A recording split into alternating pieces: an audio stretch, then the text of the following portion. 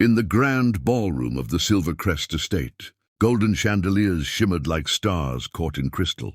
The guests, dressed in glittering gowns and tailored tuxedos, laughed, toasted, and danced as the orchestra filled the room with elegant notes. It was a night meant for the elite, millionaires, CEOs, and socialites, all basking in their own importance. At the far corner, unnoticed and invisible to most, stood Amara, the young black maid who had been hired just a few weeks earlier.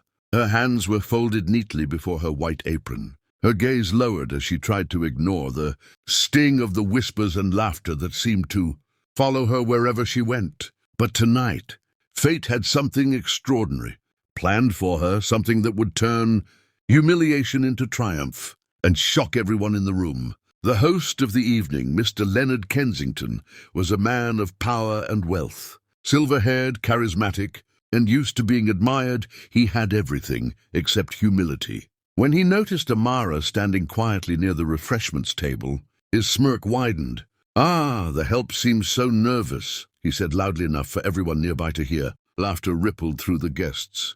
Amara flinched but kept her eyes down. Leonard, fueled by the attention, continued, "Tell me, young lady, can you dance? Or is that above your station?" The room went silent for a moment, all eyes turning to her. Amara slowly lifted her head. Her deep brown eyes met his, steady and unafraid. "I can dance, sir," she replied softly, her voice calm but firm. A few guests chuckled, thinking she was joking. Leonard grinned, sensing an opportunity to make a spectacle. "Then let's make it interesting," he said, stepping closer. "If you can dance this tango with me without missing a single step, I'll marry you." The room gasped and laughter erupted. To everyone it was a joke, a rich man mocking a maid. But Amara's expression didn't waver. "All right," she said simply, "but remember your words." The orchestra fell silent, sensing the tension. Then the violinist raised his bow, and a slow, passionate tango began to fill the air. Leonard offered his hand mockingly. Amara took it, her touch light but confident. As they stepped into the dance, something shifted. The laughter faded. The rhythm took over. Amara moved with a grace that silenced the entire room. Her steps were flawless, strong, fluid, and mesmerizing. Leonard tried to lead, but soon it was clear she was guiding him. Every twist, every dip, every turn, Amara owned it. The room, once filled with arrogance, now stood in awe. Even Leonard's smirk melted into something else, admiration, disbelief, and a growing sense of humility. By the end of the dance, the music swelled and stopped with a dramatic flourish. Amara ended in perfect form, standing tall, her hand resting gently on Leonard's shoulder as the last note echoed through the hall. For a moment, no one dared to breathe. Then applause erupted, thunderous, genuine, unstoppable. Guests who had mocked her now cheered. Some even cried. Leonard looked at her as if seeing her for the first time. Who taught you to dance like that?" he whispered. Amara smiled faintly. "My mother," she said. "She used to clean houses during the day and dance at night to keep her dreams alive. I guess I learned from her to never let anyone make me feel small." Leonard's face softened. The arrogance was gone. He bowed his head slightly, a gesture that shocked everyone more than the dance itself. "Amara," he said quietly, "I owe you an apology, and not just words. You've reminded me of something I forgot long ago: respect." The guests fell silent again. Leonard turned to the crowd and announced, "Ladies and gentlemen, tonight I was the one being taught a lesson. True elegance doesn't come from money or status. It comes from dignity, grace, and courage." Then, to everyone's astonishment, he took Amara's hand and kissed it gently. "You've earned more than anyone's admiration," he said. "And as for my promise, I meant it." Gasps filled the hall.